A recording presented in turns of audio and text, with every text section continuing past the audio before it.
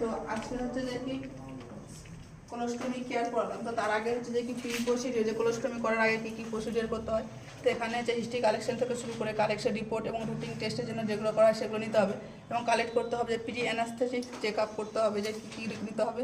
এখানে যে মালামপাটি স্কোর হচ্ছে অ্যাসেসমেন্ট করা হয় এবং হচ্ছে কী করা হয় পেশেন্টের কাছ থেকে হচ্ছে যে কী করা হয়, পেশেন্টের হচ্ছে যে কি বাড়ির কাছ থেকে বা ফ্যামিলি মেম্বার থেকে কী করতে হয় যে কনসেন্ট নিতে হয় এবং সেখানে কী করছে সার্জেন্ট করবে যে এক্সপ্লেন করবে পুরো প্রসিডিওরটা কী হবে।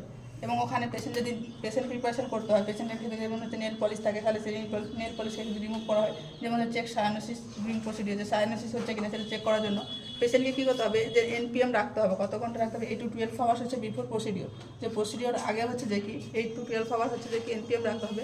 এবং যেহেতু কোলোস্টমি করবে সেখানে হচ্ছে স্টপ হচ্ছে হাই ফাইবার ডায়েট হচ্ছে বিফোর 3 ডেজে কী করছে যে স্টপ রাখতে হবে। দেন হচ্ছে যে কি প্রি সার্জিক্যাল মেডিসিন যেগুলো আছে সেগুলো অবশ্যই হচ্ছে যে কি 60 মিনিটের হচ্ছে বিফোরে দিতে হবে এবং অ্যান্টিবায়োটিক অ্যাডমিনিস্ট্রেশন করতে হবে যে 30 to 60 মিনিট বিফোর।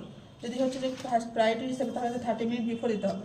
দেন হচ্ছে প্রিপারেশন অফ সার্জিক্যাল সাইট, যে সার্জিক্যাল সাইটে প্রিপারেশন করবে সেখানে কী করতে হবে যে বেটাডিন স্ক্রাব করতে হবে। কতটা হচ্ছে 7.5% বেটাডিন দিয়ে স্ক্রাব করতে হবে।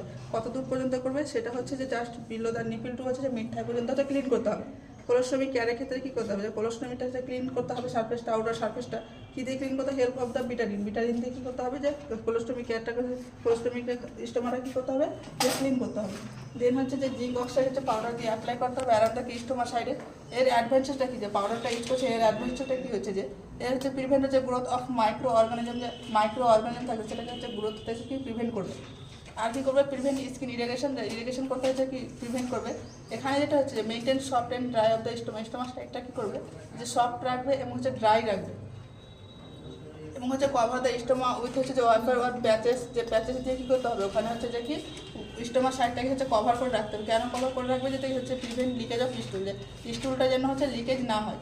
এবং হচ্ছে যে প্যাচেসটা আছে সেটা কী করবে যে 1/8 ইঞ্চ বা 0.125 হচ্ছে লার্জার ডায়ামিটার অফ দ্য স্টোমার থেকে কিছু এ থেকে লার্জার ডায়ামিটার রাখতে হবে এবং সেই হচ্ছে কি প্যাচটার সঙ্গে কী করতে হবে কানেক্ট করতে হবে কোলোস্টমিটাকে রিংটাকে।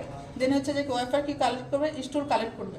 দেন হচ্ছে যে কখন আমরা হচ্ছে যে সেই ব্যাগটাকে যখন হচ্ছে যে কি কোলোস্টমি ব্যাগটাকে আমরা খালি করবো, এমটি হচ্ছে কোলোস্টমি ব্যাগ হচ্ছে হয়ে হচ্ছে ফিল 1/3, যখন 1/3 ফিল আপ হয়ে যাবে তখন খালি করতে হবে, চেঞ্জ করতে হবে এভরি হচ্ছে 3 to 5 ডে চেঞ্জ করতে হবে।